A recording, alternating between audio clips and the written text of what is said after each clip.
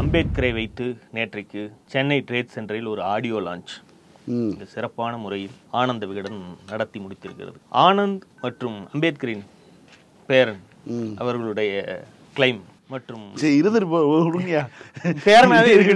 எல்லாரும் பேரன் தானே, சீமான் மாதிரி நினைச்சு மேனாள் நீதியரசர் சந்துரு இவங்க 2 பேரும் தான் அம்பேத்கரை பத்தி பேசிட்டு இருந்தாங்க. அவங்க பேச பேச இங்க இருக்கக்கூடிய விசிலடிச்சான் குஞ்சுகள், இந்த சினிமா விமர்சகர்கள் என்னது லஞ்சுக்கு அப்புறம் பிசிக்ஸ் வாத்தியார் கிளாஸ் எடுத்த மாதிரி நச நசன்னு இருக்காங்க, திண்டுக்கல் ரீட்டாவை ஆட சொல்லு, இதுக்கு தாண்டா திலகவதியை கூப்பிடணும்னு சொன்னேன். இப்படி இவனிங்க ஒரு பக்கம் நூல் உருவாக்க உரை அப்படின்னு ஆதவ் அர்ஜுன் அந்த ஆள் என்ன பேசுனாருன்னு சீரியஸ்லி இப்போ சில பாயிண்ட்டுகளை வச்சுட்டு மன்னராட்சி அது இதுன்னு வச்சுட்டு பேசுறாங்க. ஒட்டு மொத்தமா பார்த்தா எங்க அம்மா செத்து போச்சு, ஆகவே காத்தவராயனுக்கு ஓட்டு போடுங்கிறதான் சுத்தி சுத்தி சொல்றாரு. சொல்லுவதற்கு சங்கடமா தான் இருக்கு. ஒரு விவசாய குடும்பத்தில் தமிழ்நாட்டில் எஃப்சி ஓசியில வருது, பேக்வேர்டு கம்யூனிட்டி கூட கிடையாது. அது விவசாயம் பொய்த்து போச்சுன்னு சூசைட் பண்ணிட்டாங்க. சரி, அதுக்கு என்ன செய்யணுங்கிற, ஆகவே ஒரு கருத்தியல் தலைவரை உருவாக்கணும். இனிமேல் மன்னராட்சி நடக்கக்கூடாது. மிடிவல் பிரான்ஸ்ல இருக்காரு, ஒரு புரட்சியை உண்டு பண்ணி சரி கருத்தியல் ரொட்டி கேட்டு நின்னவரு தலித் அரசியல் பேசும் கருத்தியல் தலைவரை உருவாக்கணுமா? ஆனா அவர் தலித்தா இருக்க வேண்டிய தேவையில்லையா? எப்படி? அததான் நேற்றைக்கு ஒரு டிபேட்ல ஆளுர் சானவாஸ் கேட்டார். இவ்வளவு விருப்பமா இருக்காங்களே, தலித் முதலமைச்சரை உருவாக்க போகிறோம், திருமாவளவனை முதலமைச்சராக்க போகிறோம்னு சொல்ல சொல்லு. அவங்க தாவேக்கால இருந்து வந்தவன் கழிஞ்சிட்டான். சொல்ல வேண்டியதானே, ஆட்சியில் பங்கு அதிகாரத்தில் பங்கு, தலித் முதல்வராக்குறோம், இல்ல உங்க கட்சியிலேயே ஒரு தலித் முதலமைச்சராக்குறோம் சொல்லலாம்ல. இப்ப தலித் கருத்தியல் பேசக்கூடிய ஒருத்தர் அவரை ஆளணும், மன்னராட்சி எல்லாம் நடக்கக்கூடாது. மன்னராட்சி எங்கடா நடக்குது? அதான் கேட்டு விட்டாரு, ஒருமையில பேசி விட்டாரு. வளர்ந்தும் கூறு இல்லாத ஊர் பக்கம் இவ்வளவு உயரமா வளர்ந்துருக்கியே, கூறு இல்லாம இருக்கீங்க, வெளியே வர்றதுக்கே 4 நாள் ஆகும் போல இருக்கு, இந்த அறிவு கூட இல்லையா? அதானே கேட்பாங்க. அதாவது மக்கள் வாக்களித்து வெற்றி பெற வைத்த மக்களை இழிவுபடுத்துறது மன்னராட்சி நடக்குதா? இன்னொன்னு, இதற்கு முன்பு நடந்தது யார் ஆட்சி? இவங்க சொல்ற எல்லா பிரச்சனைகளும் கடந்த காலத்திலும் இருந்திருக்கு. 4 வருடத்துக்கு முன்பு ஒரு ஆட்சி நடந்துச்சு, அந்த அம்மா சாகர வரைக்கும் ஒரு ஆட்சி நடந்துச்சு. அதெல்லாம் யாருடைய ஆட்சி? அப்போ 2016 ஓட்டு போட்டாங்கன்னா அவங்க யாருக்கு? எடப்பாடிக்கு ஓட்டு போட்டாங்க. அணிலாக உதவுன இல்ல, அது எந்த ஆட்சி? கொடநாடு காவல் தடுப்புல கைகட்டி நிக்க வச்சாங்கல்ல, அது என்ன ஆட்சி? அது மன்னராட்சி இல்லையா? அப்போ மன்னராட்சி போல ஒன்று நடப்பது கூட அவங்களுக்கு பிரச்சனை கிடையாது. யார் மன்னராக இருக்கணும்? ஆண்ட சாதி பார்ப்பனர்கள் மன்னராக இருக்கலாம், அதுக்கு நிகரான சாதிகள் மன்னராக இருக்கலாம். நீங்கள் மன்னராக இருப்பதை எங்களால் புகுத்துக் கொள்ள முடியாது. அதுதான் ஒட்டுமொத்த நிகழ்வுடைய அம்பேத்கர் பெயரை சொல்லிக்கிட்டு இவங்களுடைய பொறுமனுடைய விளைவு மம்லுக் வம்சம்னு ஒண்ணு உண்டு. இது சரித்திர புத்தகங்கள்ல அடிமை வம்சம்னு சொல்லுவாங்க. மன்னர்களுக்கு தளபதிகளாக இருந்த அடிமை சோல்ஜர்ஸ், அவர்களே கூப்படிச்சு அவர்களே மன்னராயிருவாங்க. மக்களாட்சியில அப்படி ஆனதுதான் இங்கு திமுகவுடைய தலைவராக கலைஞர் முதலமைச்சராகிறதோ, அண்ணா வந்ததோ, கஞ்சிராம் காலத்தை மாயாவதி ஆனதோ. அதனால அதை எல்லாத்தையும் நம்ம அப்படிதான் பார்க்கணும். நீ மன்னர்னு சொல்லிக்கோ, அந்த அம்மா செலவு வச்சதுனாங்க, அது எவ்வளவு கொடூரமா இருந்துச்சு. மோடி இப்ப வச்சுக்கிட்டு இருக்காருல்ல, மோடி தனக்கு கோவிட் இதுல கூட தன்னுடைய முகம் வரணும்னு பாக்குறாரு, அதுல இவங்களுக்கு பிரச்சனை இல்லை. ஆனால் மாயாவதி யானை செலவு என்ன கதறு கதறாங்க. அப்போ யார் அதை செய்கிறார்கள், யார் ஆட்சியில் இருக்கிறார்கள் தான் இவங்களுடைய பிரச்சனை. சினிமா கண்ட்ரோல்ல இருக்கு. அதாவது அதை விஜய் வச்சுட்டே சொல்ற, அப்படி போன படம் சன்னு, அடுத்த படம் கூட சன்னா இருக்கலாம். வெக்கமா இருக்காதா? 2000 கோடி பிசினஸை விட்டுட்டு வந்திருக்க, அந்த 2000 கோடி பிசினஸுக்கு ப்ரொடியூசர் யாருன்னா அவங்கள தான் நான் இப்ப திட்ட போறேன். உனக்கும் கூச்சமா இருக்கு, அந்த சம்பளத்தை நீ யார்கிட்ட வாங்குற? சந்திரு நினைச்சிருப்பார், எஸ்ஏசி மகனும் SS வாசன் பேரனும் லாட்ரி மார்ட்டின் மருமகனும் சேர்ந்து வாரிசு அரசியலை ஒழிக்கிறத பத்தி நம்மளையும் உட்கார வச்சுட்டு இவங்க எல்லாம் சேர்ந்து வாரிசு அரசியலை ஒழிக்க போறாங்களா, நல்லா ஒழிப்பீங்கடா அப்படின்னு அவரு என்ன நினைப்புல அதற்குள் வந்தாருன்னு தெரியல. அவருக்கும் விகடனுக்கும் ஒரு தொடர்பு இருக்கு, நீண்ட நெடிய பாரம்பரியம். அதை வைத்து சந்திரு அதை வைத்து அவர் மேடை ஏறிட்டார். அவர் இந்த விவகாரத்துக்கு இவர்கள் என்ன அஜெண்டாவுக்கு இந்த நிகழ்வை தயார் பண்ணாங்களோ, அம்பேத்கர் தன்னுடைய அரசியல் சாசனத்தையே இனிமேல் நீதான் பாத்துக்கணும் அப்படின்னு விஜய் கையில் ஒப்படைப்பது போன்ற ஒரு சினாரியோ உருவாக்குறது தான் இந்த திட்டத்தையே மொத்தமா போட்டிருக்காங்க. இதில் நான் என்ன பேசுவதுன்னு அவருக்கே ஒரு கட்டத்துல குழப்பமாயி வரக்கூடிய தேர்தல் அல்லது தேர்தல் வருமா வராதுன்னு கூட தெரியாது. வந்தால் இங்கு 2 அணிகள் ஒன்று இருக்கிறது. ஒன்று பாஜகவுடைய அணி, அதற்கு எதிராக இந்தியா கூட்டணி இருக்கிறதுன்னு ராகுல் காந்தி பெயர் வரைக்கும் சொல்லி வாக்களிக்கணும்ட்டு அவரு அதற்கெல்லாம் நீங்க வந்து அம்பேத்கரை படிக்கணும், இந்த நூலை படிக்கணும்ட்டு அவரு இறங்கி போயிட்டார். ஆனந்தும் நூல் தொடர்பாக பேசிட்டு போயிட்டார். மீதி 3 பேர் யாருன்னா, ஒன்று விஜய், ஆதவர்ஜுன் என்ன பேசினாருன்னு இப்போ வரைக்கும் யாருக்கும் புரியல. இந்த 2 பாயிண்ட்டை வேணா வச்சா அது பலகாலமாக இவர்கள் திரும்ப திரும்ப சொல்லி கொண்டு இருக்கக்கூடிய ஒரு மேட்டர். அதில் ஒரு முக்கியமான மேட்டர் இருக்கு. அதாவது காங்கிரஸ் UPA 2வை பாஜக எப்படி வென்றது தெரியுமா? வாரிசு அரசியல், ஊழல் என்று சொல்லிதான் வென்றது. அதை தான் நம்ம திமுகவை வெல்லுவதற்கு பயன்படுத்த வேண்டும். யார் சொல்றா? திமுக கூட்டணி கட்சியில் இருக்கக்கூடிய விடுதலை சிறுத்தைகளுடைய துணை பொதுச் செயலாளர். 2014 ஏன் பிஜேபி வெற்றி பெற்றது? 2014 பிரசாந்த் கிஷோர் அவர்கள் என்னிடம் உரையாற்றும் போது சொன்னார், மோடி அவர்களுடைய பிரச்சாரம் குடும்ப ஆட்சி, அதன் பிறகு ஊழல் என்கிற குற்றச்சாட்டுகளை கூறி ஆட்சியை கைப்பற்றினார்கள். இன்றைக்கு வரைக்கும் பிஜேபி யாராலும் வெல்ல முடியவில்லை. நல்ல சாமியார் இருக்கிறார்கள், போலி சாமியார்கள் இருக்கிறார்கள். காஞ்சி மகா பெரியவர் நல்ல சாமியார், கொலைகேஸ்ல உள்ள போயிருக்கு. அதை சொன்னா தானே விகடனுக்கு குழுகுலுன்னு இருக்கும். அவங்களுக்கு வந்து தங்களை பார்ப்பன பத்திரிகைன்னு சொல்றதுல ஒரு கடுப்பாகுதான். அதுல எழுதுறாங்க, அவருடைய இதுல சொல்றாரு பார்ப்பனிய பத்திரிகை இல்லையா? வேற என்னடா அது? இவங்க பத்திரிகையில பார்ப்பனருங்கிற வார்த்தையை பயன்படுத்தக்கூடாது, பிராமணர்னு தான் பயன்படுத்தணும். எழுதுனதே கிடையாது. ஒரே ஒருத்தர் தான் எழுதியிருக்காரு, சூனாதேவா எழுதிட்டு வந்துட்டாப்புல. அதுவும் இவங்களுக்கு தெரியாம போயிருச்சு. அது இன்னைக்கு அதோட ஓனரே வந்து பார்ப்பன அப்படிங்கிற பார்ப்பனிய பத்திரிகை என்றெல்லாம் எங்களை வந்து குறை சொல்ல. ஆனா அப்படிலாம் சொல்லக்கூடிய அவ்வளவு வலிக்குது இல்ல. பாயாசம்னு நீயும் பேசுறீங்க.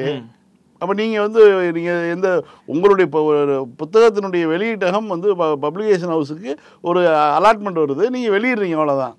நீங்க ஒரு நடிகருடைய சொந்த கருத்தை வந்து உங்களுடைய கருத்து மாதிரி பேசுறீங்கன்னா அப்ப நீங்க நடத்தக்கூடிய புத்தகங்கள் எல்லாம் எந்த லட்சணத்துல கருத்து இருக்கும்? இதுக்கு முன்பு வரைக்கும் துக்ளக் வந்து இது மாதிரி தன்னுடைய இதழ் விழாக்களை ஒரு அரசியல் கட்சிக்காக அதனுடைய ப்ரொமோஷனுக்காக நடத்துவார். ஏன்னா சோ என்கிற அரசியல் தரகர் இயங்கியதே வந்து ஒவ்வொரு தேர்தலிலும் யார் வெல்ல வேண்டும்ங்கிறத நான் தீர்மானிக்கிறேன், அதுக்கு நான் உதவி செய்கிறேன்னு வெளிப்படையாக அறிவித்துக் கொண்டு பார்ப்பனர்கள் தங்களுடைய அரசியல் அறிப்பை சொரிந்து கொள்வதற்காகத்தான் இந்த பத்திரிகை நடத்துறேன்னு அவங்க வெளிப்படையா சொல்லிட்டு அந்த ரோலுக்கு இங்க வந்துட்டாங்க. அந்த ரோல் பண்றதுக்கு ஆள் இல்லாம இருந்துச்சு, அந்த ரோலை வந்து இவர் எடுத்து பண்றாரு. சரி, இவங்க ஒன்றிய அரசையும் எதிர்க்கிறார்கள், மாநிலத்தில் ஆளுங்கட்சியும் எதிர்க்கிறார்கள் விகடன் ஒரு பேச்சுக்கு அவர் சொல்லக்கூடிய கிளைம் அப்படியே எடுத்துக்கும். இது வரைக்கும் ஒன்றிய அரசை எதிர்த்து இந்த அளவுக்கு இவர்கள் பேசுவதற்கு விகடன் மேடை போட்டு கொடுத்திருக்கிறதா? யாரையாவது பேச வைத்திருக்கிறதா? ரூபா நோட்டு தடை பண்ண போது RJ பாலாஜி என்ன வேலை பார்த்தாலும் அதுவே இதழில் வேலையாக இவர் பார்த்தார், அவ்வளவுதான். துக்ளக் கடந்த காலங்களில் சோ இருந்தவரை செய்து கொண்டிருந்த வேலையை இன்றைக்கு விகடன் செய்கிறது. அதுல ஒன்றும் பிரச்சனை இல்லை. நீங்க உங்களையும் நம்பி படிக்கிறாங்க பார்த்தீங்களா, அவைகளுடைய இதை உங்களுடைய தரத்தை இறக்கிக்கிறீங்க, அது பிரச்சனை இல்லை. இது மாதிரி அம்மனமா நீங்க எல்லாம் நிக்கணுங்கிறது எங்களுக்கு வேலை மிச்சம். நாமளும் 3 வருஷமா பேசிக்கிட்டு இருக்கோம். துக்ளக்கை அம்பலப்படுத்துகிறோம் என்னைக்காவது பேசிருக்கோமா? துக்ளக்கை எதுக்குடா அம்பலப்பா? விகடனும் அப்படி நிக்குதுங்கிறது அந்த ஒரு விதத்துல ஒரு பெரிய வேலை முடிஞ்சது அப்படின்னு அதை பார்க்கலாம். இப்ப இது வந்து அம்பேத்கரை பற்றி ஏதாவது பேசுவார்களோ, மனப்பாடம் பண்ணிட்டு வந்து அடிச்சிருவாங்களோ. விஜய் அம்பேத்கரை பற்றி ஒரு ஸ்பீச் கொடுக்க போறாரு, நூலை பற்றி ஸ்பீச் கொடுக்க போறாருன்னா சரி, அப்படியும் ஏதாவது மனப்பாடம் பண்ணி கொடுத்து எழுதி கொடுத்து பாத்துருவாங்கன்னா அப்புறம் கடைசியில் என்ன ஆச்சுன்னா அண்ணாத்தை எடுத்தவன் அவதாரம் எடுக்க போறான் அப்படிங்கிற மாதிரி இந்த ஆடியோ லான்ச்சையும் முடிச்சு வச்சுட்டாங்க. இறுதியில் வந்து மனசு இங்கதான் இருக்கும். யாருது? திருமாவளவன் இங்கு கலந்து கொள்ள முடியவில்லை, அவர் மனசு இங்கதான் இருக்கும். அவர் எதுவுமே பேசாம இருந்து சொல்லியிருந்தா கூட ஓகே. அரசியல்ல இந்த மாதிரி கூட்டணி கணக்குகள்லாம் வெளிப்படையா பேசுறது கூட ஒரு பெரிய பிரச்சனை இல்லை. ஆனால் அன்றைக்கு காலையில தான் அவர் விளக்கமாக ஒரு அறிக்கை விடுறார். கூட்டணியை சிதைப்பதற்கு சதி நடக்கிறது, சதிக்கான மேடை பார்ப்பன பத்திரிகைகள் தினமலராகட்டும் ஆனந்த விகடனாகட்டும் சேர்ந்து செய்கிறார்கள், அந்த மேடையில் நான் ஏறுவது சரியாக இருக்காதுன்னு அவர் வெளிப்படையா சொல்லிட்டு அதற்கான காரணம் நான் முடிவெடுத்தேன்னு அவர் அறிக்கை விடுறார். இவருக்கு நிர்பந்தம் இருக்கும், இந்தியா கூட்டணி நிர்பந்தம் இருக்கும்னு நீ பேசுறேன்னா அப்போ திருமாவளவனை நீ வந்து தன்னை போல முடிவெடுக்க தெரியாது, அசிங்கப்படுத்துற. அதான் இவங்க திருப்பி அடிக்கிறாங்க. முதல்ல இப்படித்தான் ஆட்சி அதிகாரத்தில் பங்கு வாங்க, நான் முட்டாய் தரேன் வாங்கன்னு கூப்பிடுற மாதிரி கூப்பிடுறே, நீ வயசுக்கு வந்து எத்தனை நாள் ஆச்சு, நீ என்ன கூப்பிடுறதுன்னு அவங்க கடிச்சாங்க. அப்பவாவது உஷாராயிடும். நேத்தும் அதே வேலையை செய்யறேன்னா அப்போ இதுதான் வந்து அடுத்த நேற்றையிலிருந்து இன்றைக்கு வரைக்கும் ஒரு டாபிக்கா ஓடிட்டு இருக்கு. அடிப்படையில் இதுல விஜயுடைய பிரச்சனை என்னன்னு பார்க்கணும். அதாவது கட்சி ஆரம்பித்து ஒரு பாம் போட போறேன், அதாவது ஆட்சியில் பங்கு அதிகாரத்தில் பங்குன்னு நான் சொன்ன உடனே வரிசை கட்டிட்டு தமிழ்நாட்டில் இருக்கக்கூடிய 2 பிரதான கட்சிகளை தவிர மற்றவர்கள் அத்தனை பேரும் வந்து பனையூர் பங்களா வாசல்ல நிப்பாங்க அப்படின்னு எவனோ சொல்லியிருக்கான். இந்த ஆளும் அதை நம்பிக்கொண்டு அப்படித்தான் நிப்பாங்க போல இருக்கு. நாம கொடுக்குற ஆஃபர் இருக்கே, இந்த டோன் இருக்கு பார்த்தீங்களா, வில்லங்கிட்ட பேசுற மாதிரியான ஒரு டோன். அரசியல் மேடையில யாரு கீழே யார் உட்காந்துருக்கா? உன்னுடைய ரசிகர்கள் தானே உட்காந்துருக்காங்க. நீ என்னமோ பிரகாஷ்ராஜ மிரட்டுற மாதிரி, சினிமாவில் மிரட்டுற மாதிரி இந்த டோன் யாருக்கு? இதுதான் அவர்களை எரிச்சல் விட்டுது. மறுபடியும் இதே மாதிரி அப்ப சொன்னது என்ன, நான் வந்து இதை ஒரு பாம்னு நினைச்சு போறேன், ஒரு பாம் போட போறேன் அப்படின்னு ஆட்சி அதிகாரத்தில் பங்குன்னு சொன்னா இதுல தான் அவங்க காரி துப்புனாங்க. இதை சொல்லுவதற்கு உனக்கு என்ன, முதல்ல கையில என்ன வச்சிருக்க? வா உமி இருக்கு ஊதலான்னு கூப்பிடுறே, கையில நீ முதல்ல என்ன வச்சிருக்கேன்னு அவங்க கேட்கறாங்க. ஆனானப்பட்ட ரஜினிகாந்தே வந்து அவ்வளோ யோசனை யோசிச்சாரு. எவன் சின்ன பையன் போனா கூட கூப்பிட்டு உட்கார வச்சு பேசி அரசியல் இறங்கலாமா 30 வருஷமா கேட்டுட்டு இருந்தாலும் நீ இறங்கிட்ட, ரைட்டு, ஓகே, நீ முதல்ல என்ன நிரூபிச்ச? இன்றைக்கு அதிமுக வந்து தொடர்ச்சியா தோல்வியை சந்திச்சுட்டு இருக்கு. அதுகிட்ட ஒரு 21% வாக்கு இருக்கு. இதிலிருந்து தோற்க கூடாதுன்னா அவர்கள் ஆட்சி அதிகாரத்தில் பங்குன்னு ஒன்னு சொல்றாங்கன்னு வச்சுக்கோங்க, அதை பாமா இல்லாட்டினாலும் அரசியல்ல ஒரு வெடியாவது பார்ப்பதற்கான ஒரு லாஜிக் இருக்கு. ஒரு முக்கியமான ஒரு இது, தமிழ்நாட்டின் எதிர்கட்சி பிரதான கட்சிகளில் ஒன்று, அது தனது ஆட்சி அதிகாரத்தில் பங்கு தருவதாக வெளிப்படையாக அறிவிக்கிறதுங்கிறது ஒரு அரசியல் களத்தில் ஒரு வெடின்னு சொல்லலாம். அதை நம்பி சிறிய கட்சிகள் போவதற்கான லாஜிக்காவது இருக்கும். நீ இது வரைக்கும் எலெக்ஷன்லயே நின்னது கிடையாது, களத்துக்கே வர்றது கிடையாது, குச்சு கட்டின மாதிரி பங்களாக்குள்ள உட்காந்துட்டு அங்க வச்சு போட்டோ ஷூட் நடத்தக்கூடிய ஒரு ஆசாமி. எதை நம்பி இந்த கட்சிகள் எல்லாம் உன்னுடைய ஆஃபரை ஏற்றுக்கொண்டு வரிசையில் வந்து நிற்கும்னு நீ எதிர்பார்க்கிற? அப்போ அதை பாமா இல்ல குசுவா கூட யாரும் கருத மாட்டாங்கிறதா இதனுடைய பிரச்சனை. அப்போ அவர் சொல்றார், ரவிக்குமார் விசிகாவுடைய பொதுச் செயலாளர், தன்னம்பிக்கையோடு கட்சி ஆரம்பித்திருந்தால் இப்படி பிச்சை எடுக்க வேண்டிய தேவை இருந்திருக்காரு.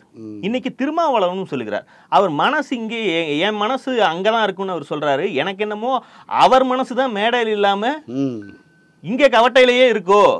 இவங்க கட்சி ஆரம்பிச்சதே கூட்டணிக்கு நாங்க வருவோங்கிறத நம்பிட்டு, அதாவது ஒரு கட்சி ஆரம்பிப்பதா ஆட்சி அமைக்கலான்னு கனவு காணுவாங்க, முதலமைச்சர் ஆகலான்னு கனவு காணுவாங்க. நீ என்ன கூட்டணி அமைக்கிறத வச்சே ஒரு கனவு கண்டு அது கிடைக்கலைங்கிற விரக்தியில இப்படி குறைக்கஞ்சு கெஞ்சிட்டு இருக்கே, இதுக்கு மேல செருப்ப கழட்டி தான் அடிக்கணும். திருமாவளவன் இந்த நிகழ்ச்சிக்கு வராவிட்டாலும் கூட அவருடைய மனசு முழுக்க இங்கதான் இருக்குன்னு விஜய் பேசியிருக்காரு. உங்க மனசு அங்கதான் இருந்ததா? அவருடைய மனசு மேடையில் இல்லை, என்னை நோக்கியே இருந்திருக்கிறது என்று மட்டும் என்னால் புரிந்து கொள்ள முடிகிறது. அவர் அங்கே இருந்தாலும் நான் எங்கே இருக்கிறேன் என்று அவர் எண்ணிக்கொண்டே இருந்திருக்கிறார். அவங்க தெளிவா ஒன்னு சொல்றாங்க, ஏன் எங்களை மட்டும் கூப்பிடுற?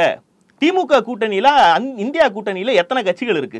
திமுகவை தவிரவே பிரதானமா 5-6 கட்சிகள் இருக்கு. இது எல்லாத்தையும் உனக்கு கொடுக்கப்பட்ட அஜெண்டாவை நீ செய்யற, அடிக்கப்பட்ட ரைடு, உன் மேல அடிக்கப்பட்ட ரைடு, அந்த ரைடுக்கு பிறகான நிர்பந்தம், அதுக்காக நீ ஆரம்பிச்ச கட்சி, உனக்கு கொடுக்கப்பட்ட டாஸ்க் வந்து திமுக இருந்து இந்த கட்சியை கழட்டி கூட்டிட்டு வான்னு சொல்லி அதுக்கான ஒரு டாஸ்க் கொடுத்துருக்காங்கன்னு சொல்லி குற்றச்சாட்டு சொல்லப்படுகிறது.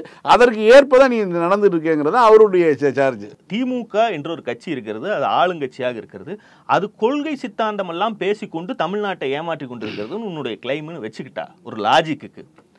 நீ திமுகவுக்கு நாங்கள் வாக்களிப்பதற்கான காரணம் அதுதான் ஓட்டரசியலில் இருந்து கொண்டு கொள்கை பேசுகிற, சமூக இழிவிலிருந்து முன்னகருவதற்கான வாய்ப்பை உண்டாக்குகிற கட்சி. அதை 70 ஆண்டுகள் 80 ஆண்டுகளாக செய்து காட்டியிருக்கிறது. ஆட்சி அதிகாரத்தில் அமர்ந்தோறும் அதற்கான திட்டங்களை உருவாக்குகிறது, வேலைகளை செய்கிறது. அதுக்கு ஒரு லெகசி இருக்கு. அதை நம்பிதான் வாக்களிக்கிறாங்க. சரி, இதுதான், இதை விட உச்சத்துல வேற எதுவுமே வர முடியாதுங்கிறது அரசியல்ல ஒண்ணுமே கிடையாது. அதை விட இன்னொரு கட்சியை ஸ்பெஷலா நினைக்கணும்னா நீ வந்து ஓட்டரசியல்ல இருந்து கொண்டு சாதியை ஒழிப்பதற்கு களத்துக்கு போகணும். திமுக செய்ய பதறுகிற, இப்படியெல்லாம் செய்தால் சாதி இந்துக்களின் வாக்கு போய்விடுமோன்னு அது அஞ்சுகிற விஷயங்களை எல்லாம் நீ தைரியமா எடுத்து போட்டு செய்யணும். பாமக, கோமுகவெல்லாம் சாதி கட்சி, ஆண்ட சாதி பெருமை பேசுகிறவங்கள அடிச்சாலே இந்த பிரச்சனைகள் எல்லாம் தீரும்னு மேடை ஏறி நீ பேசணும். தமிழ்நாட்டில் இந்த சாதிகள் ஆண்ட சாதிகள் என்று சொல்லிக்கொண்டு ஆணவ கொலைகள் செய்கிறார்கள், தலித்துகளை ஒடுக்குகிறார்கள். இவர்களின் சாதி திமிரை ஒழிக்கத்தான் நான் வந்திருக்கிறேன். இவர்களை ஒழித்தாலே, இவர்களுடைய சாதி ஆணவ திமிரை ஒழித்தாலே தமிழ்நாட்டில் தலித்துகளுக்கு விடுதலை கிடைத்து விடும். நீ மேடை ஏறி பேசணும், சாதிகளின் பேரை சொல்லி பேசணும். நேற்று ஃபங்க்ஷன்லேயே ஒருத்தர் அங்கனக்குள்ளே வெளியில் வந்து இவர் அம்பேத்கர் பேரை சொல்லி வேறொரு அரசியல் பண்ணிட்டு இருக்காரு, இவர் வந்து எல்லோருக்குமான அரசியல் கிடையாது அப்படின்னு சொல்லி ஒருத்தர் பேசிட்டு போறாரு நேற்றுக்கு. நீ வந்து இன்னைக்கு விழாவுக்கு அம்பேத்கரையும் திம்ப, அடுத்து தேவர் ஜெயந்தி வந்தா அதுக்கும் போய் மாலையை போடுவ, எல்லா மன்னர்களுக்கும் ஃபியூடல் செட்டப்ல இருந்த மன்னர்களுக்கும் மாலையை போடுவ, மன்னராட்சியை ஒழிப்பேன்னு. உன்னை எதுக்காக விசிகா மாதிரியான ஒரு கட்சி, எந்த முற்போக்கு கட்சி உன்னை எதுக்கு நம்பணும்? அப்போ எம்ஜிஆராவது தன்னுடைய படங்கள்ல பூரா திராவிடம் பேசினார். நீ என்ன பேசிட்டு இருந்த? எதை வைத்தியா ஒரு 35 ஆண்டு காலம் தலித் அரசியல் பேசக்கூடிய ஒரு கட்சி உன்னை நம்பி வரணும்? திமுக இருக்கு, அதோட கூட்டணியில் இருக்கு. திமுகவை விட்டு உங்ககிட்ட வரணும்னா திமுகவை விட தீவிரமாக நீ இந்த அரசியல் எல்லாம் பேசணும். அவங்க வாயில தான் சொல்றாங்க, அவங்க ஆட்சி அதிகாரத்திலிருந்து கூட இதுல சரியா செய்ய முடியல. நான் பாருங்க ரோட்ல போய் நின்னு சாதி இந்துக்களை வேங்கவேல் பேசுறாரு. வேங்கவேலுக்கு இவருக்கு வேங்கவேல் மாதிரியான விஷயங்கள்ல வேங்கவேலுக்கு போய் நில்லுறாங்க, போய் நில்லுங்கிறேன். கான்ஸ்டபிளே கண்டுபிடிச்சிருவாங்கிறான் நெட்டக்காலம் ஒருத்தன். சரி, கான்ஸ்டபிளே கண்டுபிடிக்கிற நீயும் தலைவனும் போய் கண்டுபிடி. கான்ஸ்டபிளால கண்டுபிடிக்க முடியும்ல. நீ என்ன பண்ணணும்? நீ போய் கண்டுபிடிச்சு சொல்லணும், இன்னார் தான் கலந்தான், கலந்தவனை இன்னார் தான் காப்பாத்துறான், அவன் இன்ன சாதி, அவனை அரசு பாதுகாக்குது. ஒரு தனித்தொகுதி கம்யூனிஸ்ட் கட்சியுடைய தலித் எம்எல்ஏ இருக்காரு, அவரு பாதுகாக்கிறார். நீ சொல்லணும், இவன் கலந்தான், இவனை இவன் பாதுகாக்கிறான், இவங்களை திமுக பாதுகாக்குது, இவர்களுக்கு தண்டனை வாங்கி கொடுத்தால் வேங்கைவயலுக்கு நீதி கிடைக்கும். எவனாவது ஒருத்தன் உண்மை அறியும் குழு எவனுமே இது வரைக்கும், அப்ப எவனுக்குமே தெரியல. அதாவது உனக்கும் தெரியாது, அப்புறம் என்ன மயிருக்கு அதுக்கு பேச்சு? அதாவது மணிப்பூர்ல 1000 பேர் சாகிறதும், ஒரு தண்ணி தொட்டியில எவனோ ஒரு சைக்கோ பிய கலந்ததும் ஒண்ணுன்னு ஒருத்தன் பேசுறான்னா உன்னை செருப்பு கழட்டி அடிக்கணுமா வேணாம்? அந்த விஷயத்துல பாதிக்கப்பட்டவங்க மேடையில கூட்டு வந்து பொன்னாட போடுறாங்களா, அவங்க முகங்களை பாத்தீங்களா? இது என்ன சொல்ல வர்றவங்களுக்கு? இதெல்லாம் வந்து விகடனுடைய அந்த ஒர்க்குங்க. அந்த சம்மந்தப்பட்ட ஆட்களை கூட்டிட்டு வந்து மேடை ஏத்துறது, அவர்களுக்கு வந்து பொன்னாட போறது, இதெல்லாம் வந்து அந்த நிறுவனத்தினுடைய ஒர்க்கு. ஊழலை வாரிசு அரசியலை சொன்றுதான் பாஜக வென்றுச்சு அப்படின்னா, அப்ப பாஜகவுடைய ஐடியாலஜியை நீ எடுத்துக்கிற, அந்த கட்சியை ஒழிப்பதற்கு என்ன சிஸ்டத்தை பாஜக கை கொண்டதோ அதை நாம் இங்கே எடுப்போம். காஞ்சி பெரியவர் நல்ல சாமியார், இப்படியான கருத்துக்கள் சொன்னா இப்ப சங்கின்னு சொல்லாம வேற என்னன்னு சொல்லுவாங்க. அதாவது ஊழல்ன்றது காங்கிரசும் திமுகவும் செய்வதாம். பாஜக அதிமுக ஊழல் செய்யாம ஒரு கேள்வி இருக்குல்ல, நான் என்ன கேட்கிறேன், நீ பட்டியல் போடு, எந்தெந்த கட்சி அதிக ஊழல் செஞ்சிருக்குன்னு நீயே பட்டியல் போடு. அதுல நீ காங்கிரஸையும் திமுகவையும் மேல கூட வச்சிரு, பட்டியல் போட்டு இந்தந்த கட்சிகள்லாம் ஊழல் செஞ்சிருக்குன்னு நீ வெளிப்படையா சொல்ல. அப்போ ஊழல் எல்லாரும் செய்யறான், ஆனா திமுக கொள்கை பேசிட்டு அதை செய்யுது. வாரிசு அரசியல் எல்லாரும் செய்யறான், திமுக கொள்கை பேசிட்டு அதை பண்ணுது. தலித் பிரச்சனை எல்லார் ஆட்சியிலும் இருக்கு, ஆனா திமுக கொள்கை பேசும் போதும் அது இருக்குன்னா உன்னுடைய பிரச்சனை ஊழலோ வாரிசு அரசியலோ தலித் பிரச்சனைகளோ இல்ல, திமுக கொள்கை பேசுதுங்கிறதா உன்னுடைய பிரச்சனை. இல்ல இதுல இன்னொன்னு, வீட்டுல 10 நாள் தான் ஈடி ரைடு முடிஞ்சு, 10 நாளைக்கு முன்னாடி ஈடி ரைடு நடந்துச்சு. நீ பாஜகவை பற்றியோ பாஜகவினுடைய இந்த அரசுடைய அமலாக்கத்துறை வைத்து கொண்டு இது நடவடிக்கை இருக்குது, அதை பற்றி ஒரு வார்த்தையாக நீ பேசுனியா? திமுக ஜிப்புலேயே கை வச்சிருக்கியே. ஆளுசானாவாஸ் அதைத்தான் கேட்கிறார். அதாவது அத்தனை பிரச்சனைகளும் இவங்க பட்டியல் போடுறதெல்லாம் இந்தியா முழுக்க இருக்கு, அது தமிழ்நாட்டிலையும் இருக்கு. இதில் தமிழ்நாட்டில் நாங்கள் யாரோடு கூட்டணி போக வேண்டும்? திமுக அதிமுக பாஜக புதுசா நீ வந்து நொட்டிக்கிட்டு இருக்க, உன்னைய என்னன்னு நாங்க நம்பணும்? நீ யார்? என்ன அரசியல் கன்சிஸ்டன்சி உனக்கு இருக்கு? திமுகவுக்கு இதெல்லாம் இருக்கு, திமுகவை விட்டால் அதிமுகவுக்குன்னு ஒரு பட்டியல் இருக்கு, உனக்கு என்ன இருக்கு? எதையுமே நிரூபிக்காத, எதற்குமே களத்துக்கு செல்லாத, எந்த சுய அரசியல் அறிவுமே இல்லாத உன்னை நம்பி நான் வரணும்னு கூப்பிடுறேன்னா, இதெல்லாம் மேல உனக்கு அவ்வளவு ஆசை இருந்தா என்ன ஏன் கூப்பிடுற? நீ போய் பண்ணு. போன மீட்டிங் விசிக கூட வந்தாதான் இந்த பிரச்சனைகளுக்கெல்லாம் நீ களத்துக்கு போவியா?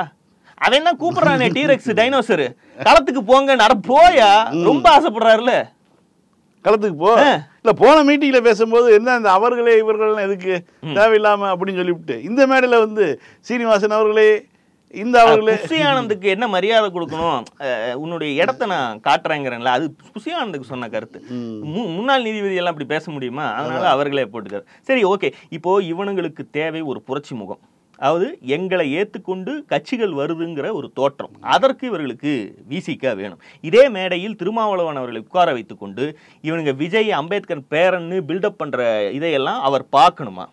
அதுதான் அவர் ஸ்கூட் வர்றதுக்கான காரணம். இவன் என்ன பண்ணுவானுங்க, விகடன் என்ன பண்ணுன்னு அவருக்கு தெரியாதா? வருஷமா கூழ் ஊத்திட்டு இருக்கேன்னு அவருக்கு தெரியாதா? அப்ப அம்பேத்கரை வந்து கொண்டு சென்றது ஆதவர்ஜுன் சொல்றாப்ல, அம்பேத்கரை இன்றைக்கு அமைச்சர்கள்லாம் மாலை போடுகிறார்கள் என்றால் அதற்கு காரணம் விஜய். அப்போ தமிழ்நாட்டில் அம்பேத்கரை ஊர் ஊராக கொண்டு போய் சேர்த்து சிலை வைப்பதோ, கொடி நடுவதோ, அவர் முகத்தை காட்டுவதோ, போஸ்டர் அடிப்பதோ, அம்பேத்கரை தலித்துகளுக்கு அறிமுகப்படுத்தினதோ விசிக அல்ல.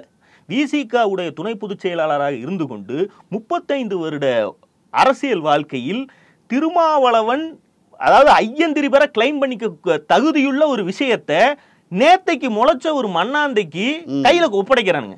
இல்ல அதாவது இன்னொன்று ஒரு பக்கம் வந்து அம்பேத்கரனுடைய பேர்ல முதலா ஒரு அரசு விழாவாக 67 திமுக ஆட்சிக்கு வந்த உடனே ஏப்ரல் மாதம் அம்பேத்கர் பிறந்த நாள் வருது. அது வரைக்கும் இந்தியாவில் எந்த மாநில அரசும் கொண்டாடலை. அண்ணா வந்து அறிவிக்கிறாரு. அண்ணா வந்து அம்பேத்கருக்கான நினைவு எந்தலை வந்து ஒரு அரசு மரியாதையாக செலுத்துறாங்க. எங்க ஆபாச கதைகளின் குடோனாக இந்த எங்களுடைய 63-64 வருடங்களும் இருக்கு. இதற்கு சித்திரை பிறப்புன்னு இவனை தமிழனையே கொண்டாட வைக்கிறானுங்க. இந்த இழிவை வர முக்கியமானது அந்த இடத்தில் அம்பேத்கர் பிறந்த நாள் அன்னைக்கு வருது, அதை கொண்டாடலான்னு அவங்க வச்சிருக்காங்க. ஆமா, அதை சொன்னது அண்ணா. அதுக்கு பிறகு வந்து கலைஞர் 89 வாய்ப்பு கிடைச்சோடனே வந்து அம்பேத்கர் பேரில் வந்து சட்ட கல்லூரி ஆரம்பிக்கிறாரு. அப்புறம் பின்னாடி பல்கலைக்கழகமாக மாறுது. அவர் பிறந்த மாநிலத்தில் அதுக்கான வாய்ப்பு இல்லாமல் இருந்துச்சு. எதிர்ப்பின் காரணமாக மகாராஷ்டிராவில் வந்து அம்பேத்கர் பேரில் கல்லூரி கிடையாது, சட்டக்கல்லூரி கிடையாது, பல்கலைக்கழகம் கிடையாது. முதல் முறை இந்தியாவில் எல்லாமே பண்ணது கலைஞர். அம்பேத்கர் சிலைகள் அதிகமாக திறந்து வைத்த ஒரு கலைஞர். ஏங்க உண்மையான அரசியல் பேசக்கூடிய முற்போக்கு அரசியல் தலைவர்கள்லாம் அம்பேத்கரிய கற்பை, அம்பேத்கர் மீதான தங்களுடைய பற்றை இவனுங்களுக்கு வந்து நிரூபிச்சு காட்டணுமா? இன்னொன்னு உண்மையில இப்ப அதிமுக ரொம்ப நிம்மதியா இருக்கும். அதாவது இந்த கிறுக்கன் தன்னுடைய சாதி இந்து வாக்குகளை எல்லாம் தொடப்போவது இல்லை. அதை விட்டுட்டு நாத்தாக்கா வாக்குக்கும் விசிகாவில் இருக்கக்கூடிய இளைஞர்கள் வாக்குக்கும் குறி வைக்கிறான்னு அவங்க கொஞ்சம் நிம்மதியா இருப்பாங்க. மூச்சு விடுவதற்கான ஒரு வாய்ப்பு கிடைச்சிருக்கு. இன்னொன்னு திருமாவுடைய பிரச்சனை என்ன? அது ஏன்னா ஊடகங்கள் இப்ப நம்ம பேசக்கூடிய இந்த மீட்டிங்கை அம்பேத்கர் தொடர்பான ஒரு நூல் வெளியீட்டை ஆடியோ லான்ச் போல விஜய்க்கு பில்டப் ஏற்றுவதற்கு ஆனந்த விகடனும் ஆதவர்ஜனும் சேர்ந்து பிளான் பண்ணியிருக்காங்கிற அதை விமர்சன பார்வையோடு எந்த ஊடகமும் அணுகிறது இல்லைங்கிறனால இதை பேசிட்டோம். ஆனால் ஊடகங்கள் எதை பேசிட்டு இருக்குன்னா இந்த பிரச்சனை வந்து விசிகாவுக்கு மிகப்பெரிய நிர்பந்தம். ஏன்னா திமுக ஒரு கட்சி வந்து திட்டுறது, 4 பேர் ஏறி மேடை ஏறி திட்டுறதெல்லாம் ஒன்றும் புதுசு கிடையாது. சென்னை ட்ரேட் சென்டர்ல இதையெல்லாம் நீங்க பேசுற மேடையவே வந்து அனுமதி கொடுத்து இதே தமிழ்நாடு அரசு தான் பேசுங்கன்னு சொல்லியிருக்கு இல்லையா? அப்ப அதுக்கு அது ஒரு பிரச்சனை கிடையாது. அப்ப விசிகாவுக்கு நிர்பந்தம் தான் இவங்க பேசிக்கிட்டு இருக்காங்க. நான் பலவீனமாக இல்லை. அவர் மீண்டும் அதை தான் சொல்றாரு. அவர் தொடர்ச்சியாக சொல்லக்கூடிய விஷயம் நான் பலவீனமாக இல்லை. ஆதவ் கிட்ட ஆல்ரெடி விளக்கம் கேட்டோம். எப்போ? கடந்த முறை இதே மாதிரி பேசிக் கொண்டிருந்த போது கூட்டணி தொடர்பாக, ஆட்சி அதிகாரத்தில் பங்கு தொடர்பாக அவர் பேசிய போது எதற்காக கூட்டணிக்குள் சலனம் ஏற்படுத்தும் விதமாக பேசுகிறீர்கள் என்று விளக்கம் கேட்டோம். அதற்கு அவர் ஒரு பதிலளித்தார். எங்களுடைய உயர்நிலை செயல் திட்ட குழுவில் அது பற்றி விவாதித்தோம். அவர் சொன்னதெல்லாம் லாஜிக்கா இருந்தது, ஏற்றுக்கொண்டோம். இது அவர் சொல்லல, அதற்கு எந்த நடவடிக்கையும் எடுக்கலைன்னா அதுதான் அதனுடைய பொருள். இப்ப மறுபடியும் பேசியிருக்கார். நாங்க மறுபடியும் விளக்கம் கேட்போம், ஆனால் நான் பலவீனமாக இல்லை.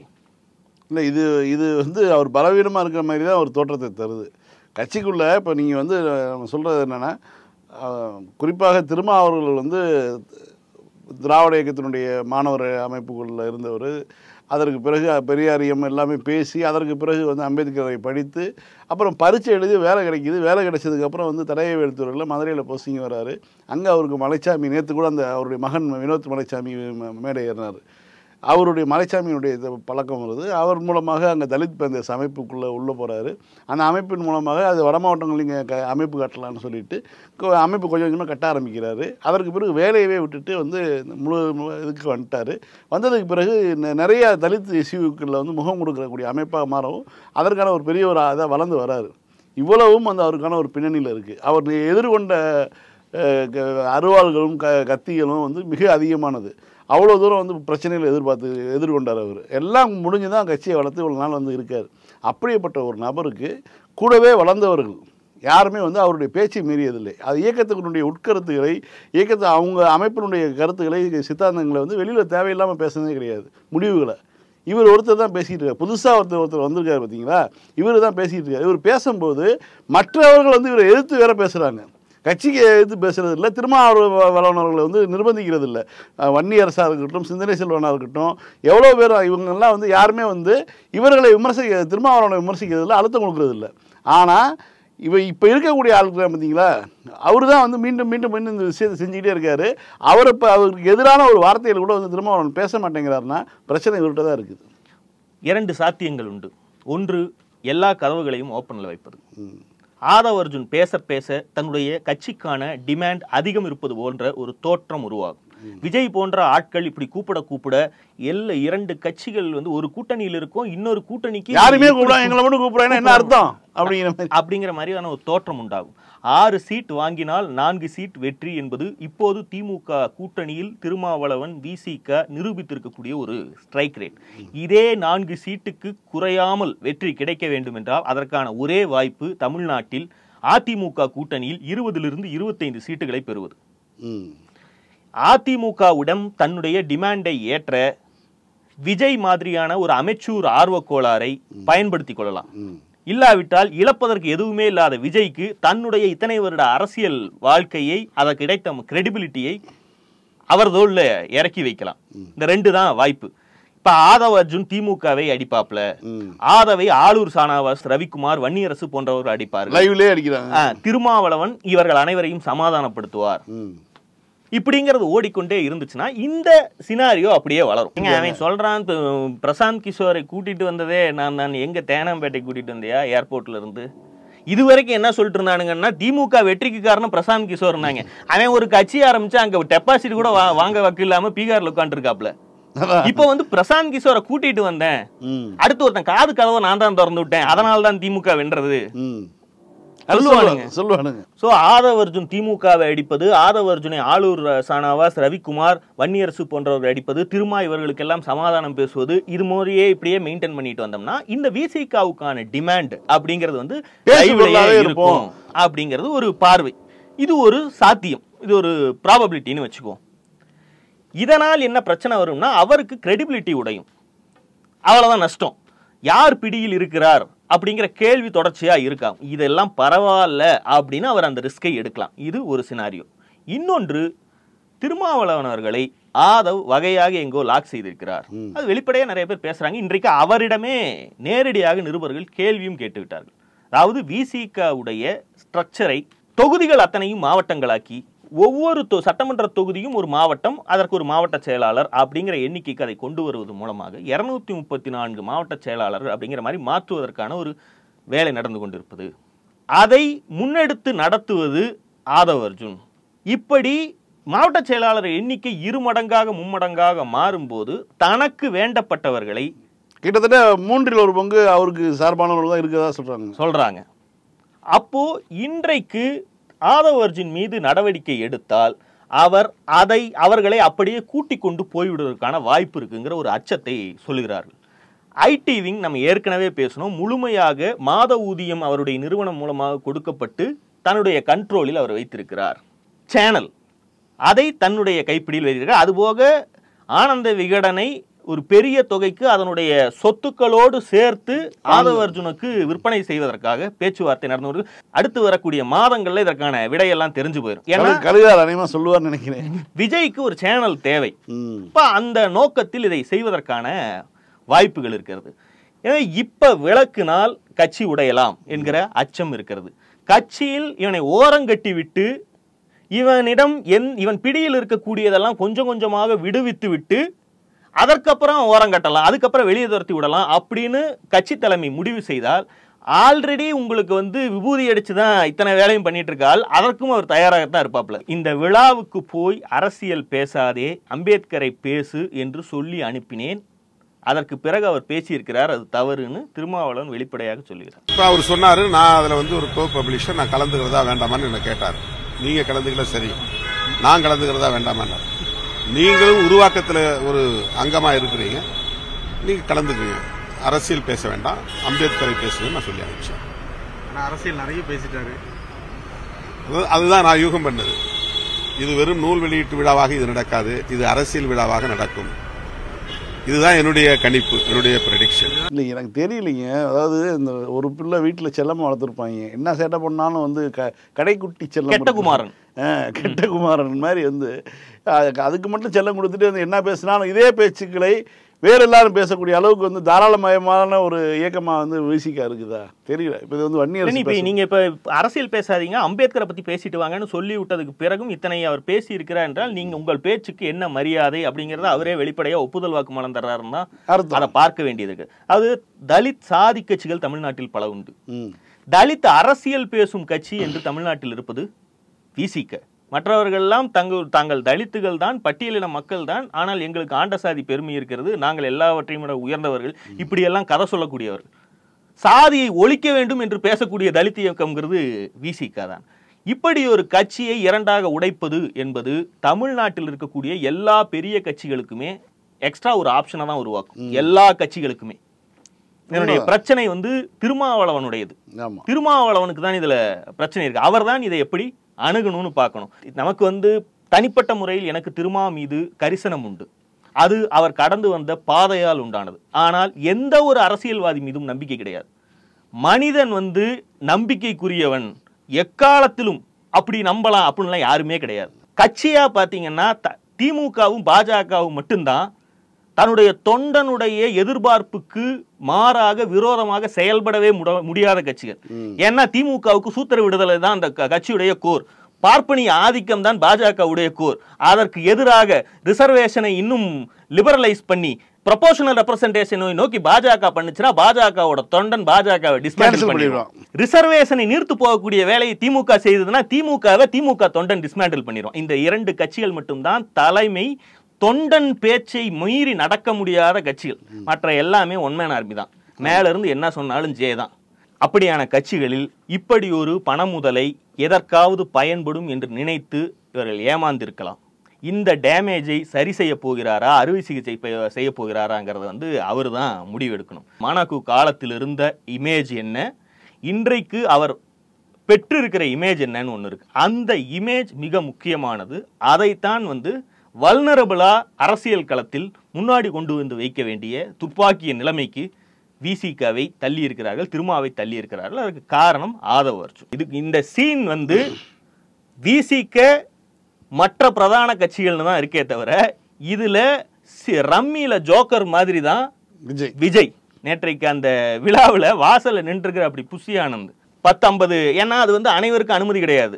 வாய்ஸ் ஆஃப் காமன் மூலமாக சில 100 பேருக்கு பாஸ் கொடுக்கப்பட்டிருக்கிறது, விகடனுக்கு கொடுக்கப்பட்டிருக்கிறது, தாவேக கட்சியுடைய நிர்வாகிகளுக்கு கொடுக்கப்பட்டிருக்கிறது. ஏகப்பட்ட ரசிகர்கள் அந்த பகுதியில் குழுமிட்டாங்க. அவர்களுக்கு உள்ள போறதுக்கு அனுமதி இல்லை. வாசல்ல புஷியானந்த நிக்கிறாப்புல. அவங்க எங்களை விடுங்கன்னு கேட்டுட்டு இருக்காங்க. இடையில ஒரு லேடி வருது. அந்த அம்மாவுக்கு மட்டும் பின்ஜாப்ல இருந்து ஒரு பாஸ் அனுத்து கொடுத்து அந்த அம்மா வாங்கிட்டு பின்பக்கம் போகுது. எங்க அங்க போற, உன்னை உள்ளதான் போச்சு, ஸ்பெஷல் பாஸ் கொடுத்துருக்கேன், இங்க போ, இது ஏன் பாஸ், நீ போய் உட்காருன்னு அனுப்பி விடுறாரு. அவங்க எல்லாம் பெப்பரை பேன் முழிச்சிட்டு இருக்காங்க. அட பாவி, இந்த ஆள் பொதுச் செயலாளருங்க ஒரு கட்சிக்கு, ஜோப்புல இருந்து பாஸ் எடுத்து யாருன்னே தெரியாத ஒரு லேடிக்கு கொடுத்து உள்ள அனுப்புறான். இந்த அளவுக்கு தான் காமெடியா இருந்தா அவங்களுடைய ரோல் இருக்கே தவிர இவர்களாக ஊடகங்களும் விகடன் மாதிரியான ஆட்களும் இவர்களுக்கு கொடுக்க இப்போ ஒன்றும் இல்லைங்க. உண்மையிலேயே ஆனந்த் தெல்முடைய ஒரு நூல் இன்றைக்கு மொழியாக்கம் செய்யப்பட்டு விசிகாவுடைய தலைமை அலுவலகத்துல ஆனந்த் என்ன நினைச்சிருப்பாருன்னா இதுதான் புத்தக வெளியீட்டு விழா. ஏன்னா அங்க பேசினவங்க அத்தனை பேரும் மொழிபெயர்த்தவர்கள், ஆய்வாளர்கள், அந்த புத்தகத்தை பத்தி பேசியிருக்காங்க. சும்மா அந்த இடத்துக்கு நிகழ்ச்சியில கலந்து கொள்ள வந்த ஜெயரஞ்சன் அவர் சொல்ல, நான் வேடிக்கை பார்க்க தான் வந்தேன், என்னை பேச வச்சுட்டாங்கன்னு சொல்லி தமிழ்நாட்டினுடைய திட்ட கமிஷன் துணைத் தலைவர் ஒரு மந்திரி ரேஞ்ச் அவரு போய் பேசுறாரு. அதுதான் அது லெவல், அதுக்கான ஒரு இது மீடியாவில் அதை யாரும் கவர் பண்றது இல்லை. நான் தான் சொன்னேன், தமிழ்நாட்டில் இது போன்ற நூல்களோ அம்பேத்கரிய பெரியாரிய சப்ஜெக்டை எல்லாம் பேசுவதற்கான நிகழ்வுகளை ஒருங்கிணைக்க வேண்டும் என்றால், அது மக்கள் மத்தியில் போய் சேர வேண்டும் என்றால் அதற்கு ஒரு ஊடக வெளிச்சம் தேவை. அந்த ஊடக வெளிச்சம் நீங்கள் அந்த நூலை பற்றியோ இந்த ஐகான்களை பற்றி பேசினாலாம் வராது. நீங்க அழைப்புதல் அடிக்கும் போதே இங்கு திமுகவை திட்டப்படும்னு ஒரு சப்ஜெக்ட் போட்டீங்கன்னா அத்தனை மீடியாக்காரனும் தின்னது திங்க கைய கூட கழுவாம கொண்டு வந்து கேமரா ஒரு வீடியோ பண்ணிருப்பாப்ல. இல்ல இந்த எம்ஜிஆருக்கு என்ன ரோல் அப்படின்னு, இந்த 3ஆம் பிறையில சிலுக்குக்கு என்ன ரோலோ அதுதான் திராவிட இயக்கத்துல எம்ஜிஆருக்கான ரோல் அப்படின்னு சொல்லி லக்கி ஒரு வீடியோ பண்ணிடுவோம். அதுதான் எனக்கு ஞாபகத்துக்கு வருது. அதைத்தான் இப்ப இவர் வச்சு பண்ண போறாங்க. பண்ணட்டும், பாப்போம். நாளை சந்திப்போம். லைக் பண்ணுங்க, ஷேர் பண்ணுங்க, சப்ஸ்கிரைப் பண்ணுங்க, கமெண்ட் பண்ணுங்க. பாய். பாலிடிக்ஸ் பேசலாம். பாலிடிக்ஸ்